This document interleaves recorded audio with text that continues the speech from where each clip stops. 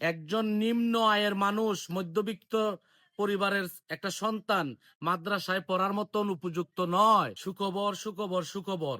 কোনো প্রতিষ্ঠান যদি এই পুনর্ভর্তি ফি পুনরায় নেয়, তাহলে সেই প্রতিষ্ঠানের প্রধান শিক্ষককে বরখাস্ত করা হবে এবং ওই প্রতিষ্ঠানের নিবন্ধন বাতিল হবে এবং তাদের বিরুদ্ধে মামলা করা যাবে। প্রত্যেক মাদ্রাসায় আপনি আমার সন্তানকে দ্বীনি শিক্ষা দেওয়ার জন্য, আলেম বানানোর জন্য, কোরআনে হাফেজ বানানোর জন্য আমরা মাদ্রাসায় ভর্তি করি, যেন দ্বীনের শিক্ষা অর্জন করে। আলেম উলামারাও দেখছি ওয়াজ মাহফিলের মধ্যে দ্বীনের শিক্ষা দেওয়ার জন্য বাচ্চাদেরকে, মুসলিমদেরকে আহ্বান করে, স্কুলে না পাঠানোর জন্য, কলেজে না পাঠানোর জন্য। আপনারা যে আহ্বান করেন, আপনারা কি জানেন একটা সন্তান মাদ্রাসায় পড়ার মতন উপযুক্ত নয়? কেন নয়?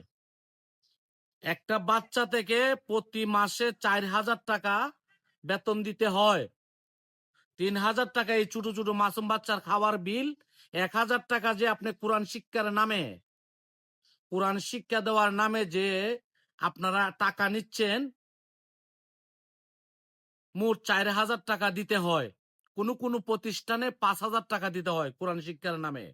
তাহলে নিম্ন আয়ের মানুষ, মধ্যবিত্ত মানুষ কিভাবে তার সন্তানকে দ্বীনি শিক্ষা দিবে? আপনার কৌমি মাদ্রাসা কোন আর আলিয়া মাদ্রাসা কোন, সেম। তারা এভাবে টাকা মানুষের কাছ থেকে লুটে পুটে নিচ্ছে। আমার একটা সন্তান হাফেজ হয়েছে, আলহামদুলিল্লাহ। তো আমার সামর্থ্য আছে, আমি টাকা দিয়ে পড়াইতেছি। যাদের সামর্থ্য নাই তারা কিভাবে কোরআন শিক্ষা দিবে?